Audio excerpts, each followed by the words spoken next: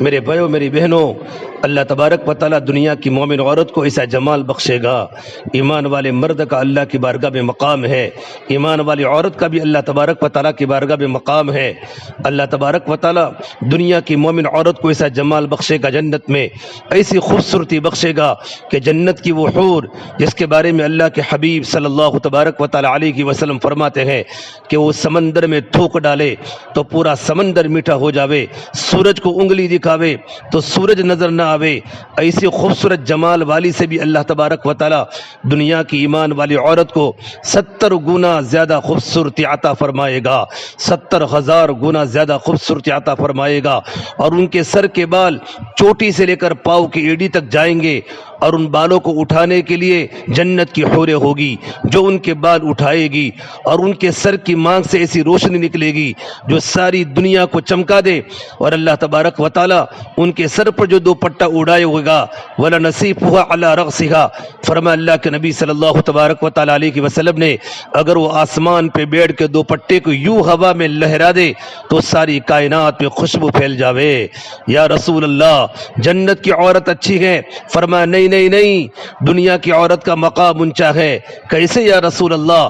تو فرمایا اللہ کے نبی صلی اللہ تبارک و تعالیٰ علیہ وسلم نے بِصَلَاتِهِنَّ، ان کے نماز کی وجہ سے، وَصِيَامِهِنَّ، ان کے روزے کی وجہ سے، وَعِبَادَتِهِنَّ لِلَّهِ عَزَّ وَجَلَّ، اور اللہ تبارک و تعالیٰ کی فرما برداری کی وجہ سے جنت کی حور سے ایمان والی عورت کا مقام جنت میں بلند ہو جائے گا۔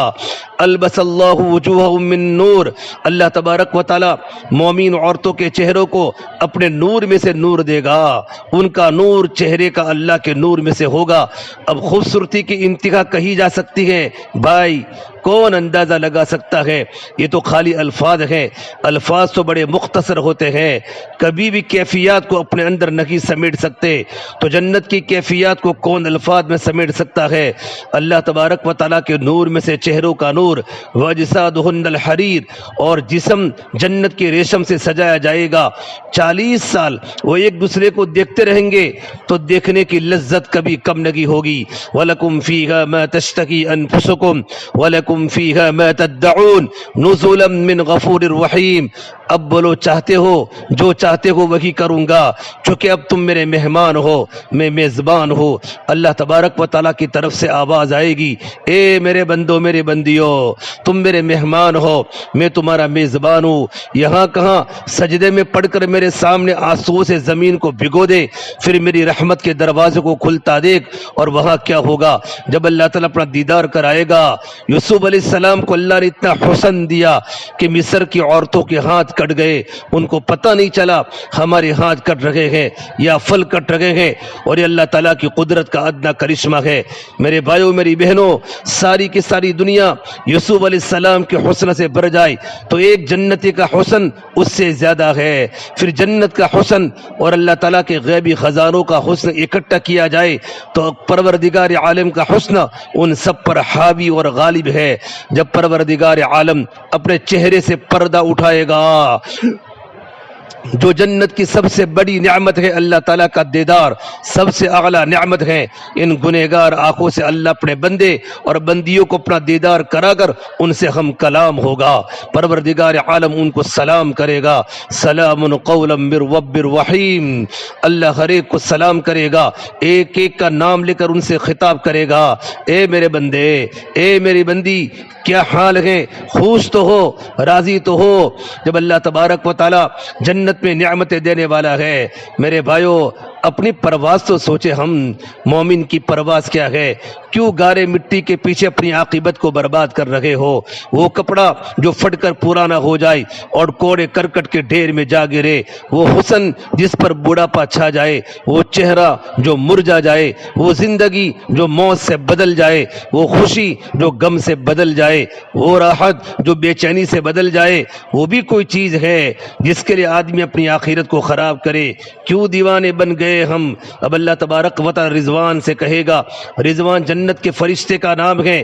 رضوان اے میرے بندے اور بندیا میرے دیدار کو آئے ہوئے ہیں, آج پردہ ہٹا دو کہ مجھے جی بھر کے دیکھ لے. اب پردہ ہٹے گا. اللہ پاک فرمائیں گے سلام قولا من رب الرحیم. اے میرے بندو تمہارا رب تمہیں سلام کہتا ہے. تو پھر ہم ہیں وہ فرشتے جو جب سے سجدے میں پڑے ہیں اور جب سے رکوع میں پڑے ہیں, جب سے اللہ کی تسبیح پڑھ رہے ہیں, وہ بھی اللہ کو دیکھ کے کہیں گے یا اللہ ہم تیری عبادت کا حق ادا نہ کر سکے, ہم تو ہے ہی ویسے ہی بالکل نالائق. تو جب اللہ کو دیکھیں گے یا اللہ آپ ایسے جمال والے, ہمیں تو خبر ہی نہیں تھی, ہمیں ایک سجدہ کرنے کی اجازت دے دے, ہم آپ کو سجدہ کریں. تو پروردگار عالم فرمائے گا قد وضعت عنکم مغنۃ السجود تعلم اتعبتم لی الابدان وانصبتم لی الوجوہ فالآن افضیتم الی روحی ورحمتی وکرامتی هذا محل کرامتی سلونی. پروردگار عالم فرمائیں گے نہیں, اب تم مہمان, میں تمہارا میزبان. اور کوئی مہمان کو تو نہیں جانتا, جا روٹی خود کھا کے بخیل سے بخیل بھی نہیں گوارا کرے گا کہ اس کے اگر مہمان آ جائے تو روٹی باہر سے کھاوے. تو اللہ تعالیٰ سے بڑا سخی کون ہوگا؟ تو اللہ تبارک و تعالیٰ فرمائیں گے تم مہمان ہو, میں میزبان ہوں. دنیا میں جو سجدے کیے ہیں, دنیا میں جو میرے لیے تھکے ہیں, وہی کافی ہیں. تم مجھ سے مانگو میں تمہیں دوں گا, میں تمہارا رب تم سے راضی ہو. کلو وشربوا ہنیئا بما اسلفتم فی الایام الخالیہ. کھاؤ پیو مزے کرو, تم سے ہر پابندی کو میں نے اٹھا دیا ہے. مانگو, کہیں گے یا اللہ کیا مانگے, سب کچھ تو دے دیا, اور کیا مانگے تو اللہ تبارک و تعالیٰ کی طرف سے آواز ہوگا مانگو. جنت میں دماغ کے سارے سیل کھل جائیں گے, سارے سیل کام کر رہے ہوں گے. پھر اس پوری دماغ کی طاقت سے مانگے, اور مانگتے تھک جائے گا. اللہ فرمائے گا کچھ نہیں مانگا, اور مانگو. پھر شروع ہوں گے مانگنا, پھر مانگتے تھک جائیں گے. اللہ فرمائے گا کچھ نہیں مانگا, مانگو. پھر سوچ میں پڑ جائیں گے اب کیا کرے. کوئی ادھر سے پوچھے گا, کوئی ادھر سے پوچھے گا, کوئی نبی سے پوچھے گا, کوئی کسی سے پوچھے گا. پھر مانگنا شروع کریں گے, پھر مانگتے تھک جائیں گے. کہیں گے یا اللہ اب سمجھ میں نہیں آتا. اللہ تعالیٰ فرمائیں گے او میرے بندو تم نے تو اپنی شان کا بھی نہ مانگا, میری شان کا کہاں سے مانگ سکتے ہو. چلو جو تم نے مانگا وہ تو دے دیا, جو نہیں مانگا وہ بھی دے دیا. جاؤ چلے جاؤ, میں تمہارا رب تم پہ مہربان راضی ہوں. موت کو موت دے دی, اور بڑھاپے کو ختم کر دیا, غم کو ختم کر دیا, مصیبت کو ختم کر دیا. میرے بھائیوں میری بہنوں اس زندگی کی طرف آؤ. پھر اللہ نے کہا وفی ذلک فلیتنافس المتنافسون. اے میرے بندو اس پاک زندگی کو لینے کے لیے سر دھڑ کی بازی لگاؤ. یہ کتنی حماقت ہے کہ 5 وقت کی نماز پر آخرت کو سمجھا ہوا ہے کہ آخرت بن گئی. ہم 5 وقت کی نماز پڑھتے ہیں اور جگہ ہمیشہ رہنا ہے, وہاں کی محنت صرف 2 گھنٹے, اب تو 2 گھنٹے بھی نہیں لگتے, 10 منٹ میں عشاء کی نماز پڑھ کے فارغ ہو جاتے ہیں, جو سب سے لمبی نماز ہے. ہم اللہ والوں کی زندگیاں بھول چکے ہیں, اللہ کی نیک بندیوں کی زندگیاں بھول چکے ہیں. میں آپ کے سامنے 3 کہانیاں سناتا ہوں. مرد بھی ہیں عورتیں بھی ہیں. اکثر مجمع نماز کو چھوڑ چکا ہے. 5 وقت کی نماز 95% مجمع مرد بھی چھوڑ چکا ہے, عورتیں بھی چھوڑ چکی ہیں. کتنے ہیں جنہوں نے آج تک صبح کا سویرا نہیں دیکھا, سورج کی کرنوں سے اٹھتے ہیں, کبھی انہیں صبح سجدے کی توفیق نصیب نہیں ہوئی. کتنے گھر ہیں کہ ایک کو بھی سجدے کی توفیق نصیب نہیں. کتنے گھر ہیں ایک کی بھی زبان سے قرآن کے الفاظ ادا نہیں ہوتے. کتنے گھر ہیں جو قرآن کی تلاوت سے محروم ہیں. کتنے گھر ہیں جو نماز کے سجدے سے محروم ہے. نہ بچہ نہ بچی, نہ مرد نہ عورت, نہ بوڑھا نہ بوڑھی, کسی ایک کو بھی سجدے کی توفیق نصیب نہیں ہوتی. میرے بھائیوں میری بہنوں کتنا بڑا بحران ہے, کتنی بڑی ہلاکت ہے. تو ہر مسلمان مرد عورت اسے اللہ کے پاس جانا ہے, وہ اس کی تیاری کر کے اللہ کی بارگاہ میں حاضر ہو. حضرت معاذ عدویہ رحمۃ اللہ علیہ کا موت کا وقت آیا. حضرت معاذ عدویہ رحمۃ اللہ علیہ موت کے وقت ہنسی پھر روئی. ان کی کہانی میں سناتا ہوں. جب رات آتی تو کہتی معاذہ تیری آخری رات ہے, کل کا صورت تو نہیں دیکھے گی, کچھ کرنا ہے تو کر لے. اور یہ کہہ کر ساری رات جاگتی پوری رات مسلح پر بیٹھے بیٹھے سو جاتی، پھر شروع، پھر اگلی رات آتی، معاذا یہ آخری رات ہے، کل کا سورج نہیں آئے گا، کچھ کرنا ہے تو کر لے۔ پھر ساری رات بندگی میں لگی رہتی۔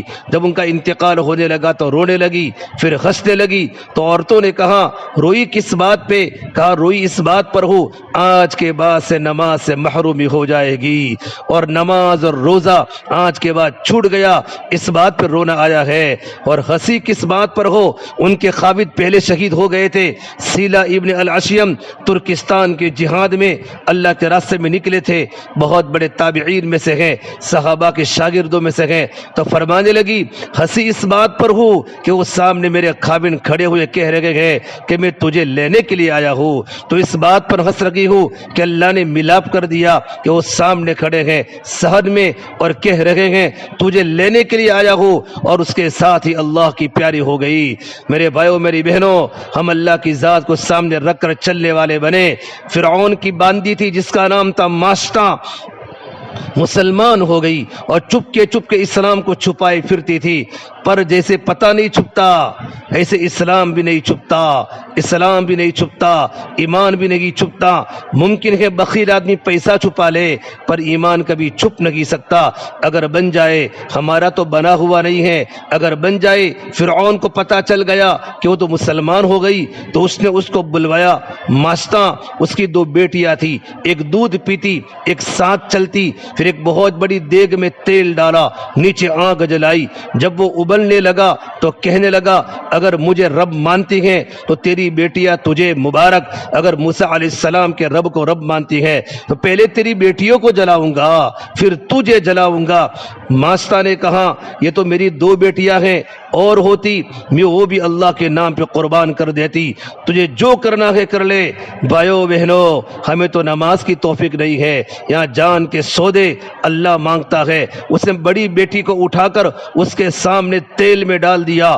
فرعون بڑا ظالم تھا، بڑا ظالم تھا۔ جس ماں کے سامنے بچہ تلا جا رہا ہو اس کی کیفیت کے لیے کوئی الفاظ دنیا کی کوئی زبان لا سکتی ہے؟ نہیں نہیں نہیں، اس کے اندر کے جذبات کی ترجمانی کے لیے دنیا کی کوئی لغت الفاظ لا سکتی ہے؟ نہیں نہیں نہیں، الفاظ کا دائرہ تنگ ہے۔ ماں کا جو سینہ پھٹا، کلیجہ چاک ہوا، اللہ کی رحمت کو جوش آیا، اللہ نے ماں کی آنکھوں سے غریب کا پردہ اٹھا دیا۔ ماں نے اپنی بچی کی روح کو نکلتا دیکھا اور وہ کہہ رہی تھی اماں صبر کرو، جنت میں اکٹھے ہو جائیں گے، صبر کرو وہ جنت ہے۔ پھر اس نے دودھ پیتی بچی، وہ زیادہ قریب ہوتی ہے، دل کو زیادہ محبوب ہوتی ہے، اس سے اس کو پکڑا اور اس کے سامنے تیل میں ڈال دیا، اب وہ پکوڑوں کی طرح تلی جا رہی ہے۔ اللہ اکبر، کتنا بڑا امتحان ہے۔ اللہ نے اپنے بندے سے جو محبت میں تشبیہ دی گئی وہ ماں سے دی کہ میں ماں سے زیادہ محبت کرتا ہوں۔ باپ کے ساتھ تشبیہ اللہ نے نہیں دی کہ میں باپ سے زیادہ اپنے بندے سے محبت کرتا ہوں، ماں سے تشبیہ ہے، ماں سے زیادہ محبت کرتا ہوں۔ اس مامتا کو آپ دیکھو جس کے سامنے 2 بچیوں کو پکوڑا بنا دیا، پھر اللہ نے غیب کا پردہ اٹھایا، پھر ماں نے اپنی بچی کی روح کو نکلتے دیکھا کہ اماں صبر صبر فَإِنَّ لَكَ مِنَ الْأَجْرِ كَذَا وَكَذَا، وہ جنت ہمارے سامنے تیار ہے۔ پھر اس کو بھی اٹھا کر تینوں ماں بیٹیاں جل کے اللہ پر قربان ہو گئی اور ان کی ہڈیوں کو دفن کر دیا، ان کی ہڈیوں کو دفن کر دیا۔ میرے بھائیوں میری بہنوں، اس بات کو 2000 سال گزر گئے، حضور اکرم صلی اللہ تبارک و تعالی علیہ وسلم تشریف لائے اور آپ صلی اللہ علیہ وسلم کی سواری جب معراج کو اٹھی ہے، بیت المقدس فلسطین سے جب آپ آسمان کی طرف چلے تو نیچے سے جنت کی خوشبو آئی، وہاں سے مصر قریب ہے تو جنت کی خوشبو آئی۔ آپ صلی اللہ علیہ وسلم نے فرمایا جبرائیل جنت کی خوشبو آ رہی ہے، اور کہاں سے آ رہی ہے؟ عرض کی یا رسول اللہ فرعون کی باندی ماستا جہاں دفن کی گئی تھی وہاں سے آ رہی ہے۔ 2000 سال گزر چکے ہیں اور اللہ کا حبیب صلی اللہ علیہ وسلم وہاں سے جنت کی خوشبو سونگتا ہوا آسمان پہ جا رہا ہے۔ یہ ایمان تھا، ایمان۔ دنیا کو ختم کیا، آخرت کو بنایا۔ اس منظر کو دیکھ کر آسیہ مسلمان ہو گئی۔ آسیہ تو فرعون کی بیوی تھی، آسیہ مسلمان ہو گئی۔ کس بات پر مسلمان ہوئی میرے بھائیو میری بہنوں؟ کوئی ماں اپنے بچوں کی قربانی نہیں دے سکتی سوائے حق پر۔ کہا یقیناً موسیٰ علیہ السلام کا دین سچا ہے، فرعون جھوٹا ہے، ورنہ یہ یقیناً سودا کر جاتی۔ اور آسیہ سب سے فرعون کی محبوب ترین بیوی تھی، اور جب پتہ چلا کہ بیوی مسلمان ہو گئی تو اپنے گھر میں ماتم پڑ گیا۔ سارے ہیلے بہانے کر ڈالے کہ وہ ایمان سے نکل جاوے، ایمان سے پھر جاوے، کوئی تدبیر کارگر نہ ہوئی تو آخر جیل میں ڈالا، قید میں ڈالا، بھوک کا مزہ چکھا۔ میرے بھائیو میری بہنوں، ایمان تو ایسی چیز ہے جب بن جاتا ہے تو جتنی مشقت آئے ایمان اتنا اندر چلا جاتا ہے۔ جسے کیل ہوتا ہے نا، کیل، اس کو جتنا زور سے مارو اتنا اندر چلا جاتا ہے، جتنا زور سے مارو اتنا اندر چلا جاتا ہے۔ ایمان پر جتنی مشقت آتی ہے، مجاہدہ آتا ہے، اتنا ایمان اندر چلا جاتا ہے، جتنی راحت آتی ہے اتنا باہر نکلنا شروع ہو جاتا ہے۔ اسلام تو تکلیفوں سے پھیلتا ہے، کفر راحتوں سے پھیلنا ہے۔ مشقت آئی، بھوک آئی، سہتی گئی، برداشت کرتی گئی۔ پھر فرعون ظالم نے کوڑوں کی سزا تجویز کی، پھر کوڑے بھی کھا لیے۔ انہوں نے کہا یہ نہیں مانتی، سولی پہ چڑھاؤ، سولی پہ چڑھاؤ۔ آخری حربہ تھا سولی پہ چڑھانے کا۔ سب سے پہلے سولی کو، پھانسی کو ایجاد کرنے والا فرعون تھا۔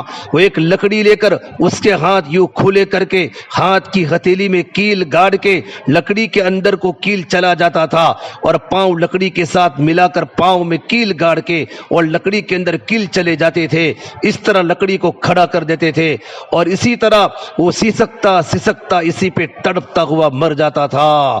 یہ فرعون کی سولی تھی۔ انہوں نے کہا چڑھا دو اس کو بھی سولی پر۔ سولی پہ چڑھانے لگے، ہاتھ پاؤں میں کیل گڑ گئے۔ جن ہاتھوں نے کبھی تنکا بھی ٹیڑھا نہ کیا تھا ان میں کیل گڑ گئے۔ میرے بھائیو میری بہنوں، یہ ایمان ایسی چیز ہے۔ تو اس نے کہا اس کی کھال کھینچ دو۔ زندگی زندگی زندگی زندہ کھال کو کھینچ دیا، زندگی باقی ہے۔ تو اس وقت آسیہ نے اللہ کی بارگاہ میں دعا کی ہے، اور وہ دعا ایسی اونچی اٹھی ہے اور اس طرح عرش کو ہلایا ہے۔ اللہ نے ہمیشہ کے لیے اس کو قرآن پاک میں لکھ دیا کہ قیامت تک یہ امت قرآن پڑھتی رہے، اور اس امت کی عورتیں آسیہ کے قصے کو یاد کر کے عبرت پکڑتی رہے۔ دعا کی رب ابن لی عندک بیتا فی الجنہ ونجنی من فرعون وعملہ ونجنی من القوم الظالمین۔ اے ایمان والو، وضرب اللہ مثلا للذین آمنوا امرأۃ فرعون۔ اے ایمان والو، پروردگار عالم فرماتے ہیں میں تمہیں کہانی سناؤں؟ اللہ تعالیٰ کہہ رہے ہیں ایمان والے مردوں، ایمان والی عورتوں سنو۔ کس کی سناؤں؟ امرأۃ فرعون، فرعون کی بیوی کی کہانی سنو۔ اذ قالت، جب وہ سولی پہ لڑکی، اس نے یوں کہا رب ابن لی عندک، یہ اللہ اپنے پڑوس میں مجھے گھر دے دے۔ جنت میں، جنت بعد میں مانگی، پہلے اللہ تبارک و تعالیٰ کا پڑوس مانگا۔ عندک بیتا فی الجنہ، تیرے قریب میں اور جنت میں گھر چاہیے۔ ونجنی من فرعون وعملی ونجنی من القوم الظالمین، مجھے فرعون اور اس کے ظلم سے نجات دے۔ یہ دعا اللہ کے عرش تک پہنچی، الفاظ کی شکل میں قرآن میں آئی ہے۔ قیامت تک پڑھتے رہو اسے اور عبرت پکڑتے رہو۔ اللہ تعالیٰ نے جنت کے فرشتے رضوان سے فرمایا پردے اٹھا، اور آسیہ کو اس کا گھر جنت میں کھڑے کھڑے دکھا۔ سولی پہ لڑکے جنت میں گھر دیکھا۔ جو ہی گھر دیکھا ساتھ ہی اللہ نے روح کو قبض کر لیا۔ دوسری دعا بھی قبول ہو گئی کہ فرعون کے ظلم سے نجات ہے۔ یہ سولی پہ لٹک کے مرنا بڑا مشکل ہے، میری جان نکال دے۔ یہی جان نکل گئی اور جنت میں گھر بھی دیکھ لیا۔ میرے بھائیو میری بہنوں، اب اگلی بات سنیں۔ جب خدیجہ رضی اللہ تعالیٰ عنہ کا انتقال ہونے لگا تو خدیجہ رضی اللہ تعالیٰ عنہ تو حضور اکرم صلی اللہ علیہ وسلم کی پہلی بیوی تھی۔ تو میرے نبی نے فرمایا خدیجہ جب تو جنت میں جاوے تو اپنی سوکن کو میرا سلام کہنا۔ تو خدیجہ نے کہا یا رسول اللہ میں تو پہلی بیوی ہوں، تو میری سوکن جنت میں کون ہے؟ کہا فرعون کی بیوی آسیہ کا اللہ نے جنت میں مجھ سے نکاح کر دیا ہے۔ دعا کی تھی عندک، یہ اللہ تیرے پڑوس میں گھر ہو، اور آپ صلی اللہ علیہ وسلم کا مقام جنت میں سب سے زیادہ اللہ کے قریب ہے، جس کا نام کے وسیلہ ہم اذان کے بعد دعا مانگتے ہیں۔ اللہم رب هذه الدعوة التامة والصلاة القائمة آت محمدا الوسيلة والفضيلة وابعثه مقاما محمودا الذي وعدته انك لا تخلف الميعاد۔ اے اس دعوت کامل کے رب، ہمارے محمد صلی اللہ علیہ وسلم کو وسیلہ عطا فرما۔ وسیلہ کیا ہے؟ جنت کا سب سے عالی مقام ہے، مقام ابراہیم، مقام محمود، جو اللہ کے عرش کے ساتھ لگا ہوا ہے اور اللہ کے بالکل پڑوس اور قریب میں ہے۔ حضرت آسیہ کی دعا من وعن اللہ نے قبول کی اور سب سے زیادہ قریب نصیب فرما کر اپنے حبیب صلی اللہ تبارک و تعالی علیہ وسلم کی زوجیت کا شرف بخشا۔ میرے بھائیوں، میری بہنوں، یہ جو تبلیغ کا کام ہو رہا ہے یہ کوئی نئی چیز نہیں ہے، یہ پرانا سبق یاد کرانے کی محنت ہے۔ ہم نے مسلمان بننا سیکھا ہی نہیں، ڈاکٹر بننا سیکھا، انجینئر بننا سیکھا، کپڑے خریدنا سیکھا، زیور بنوانا سیکھا، گھر بنانا سیکھا۔ مسلمان بننا نہیں سیکھا تو ہر مرد عورت مسلمان بن کے زندگی گزارے۔ کب سیکھا ہے؟ کس نے سیکھا ہے؟ اسکول میں سیکھا۔ ماں باپ کو فکر ہے اس کی پڑھائی اچھی ہو جائے، اسکول والوں کو فکر ہے یہ پاس ہو جائے، باپ کو فکر ہے میری دکان چل جائے، ماں کو فکر ہے گھر کی صفائی ہوتی رہے، کچن صاف رہے، کپڑے صاف رہے، پھولا کی شادی، پھولا کا یہ ڈنر، پھولا کو وہ ڈنر۔ نہ ماں کو غم ہے کہ میرے بیٹے کی زندگی مسلمان بن کے گزرے، نہ باپ کو فکر ہے میرے بیٹے کی زندگی مسلمان بن کے گزرے۔ یہی سلسلہ چلا آ رہا ہے تو کس نے ہمیں بتایا کہ مسلمان بن کے زندگی گزارو؟ آج کی نسل پر یہ بہت بڑا ظلم ہے کہ انہیں مسلمان بن کر زندگی گزارنے کو بتانے والا کوئی نہیں ہے۔ اس سے میرے بھائیوں، میری بہنوں، اللہ کو راضی کرنے والے کام کرو۔ اللہ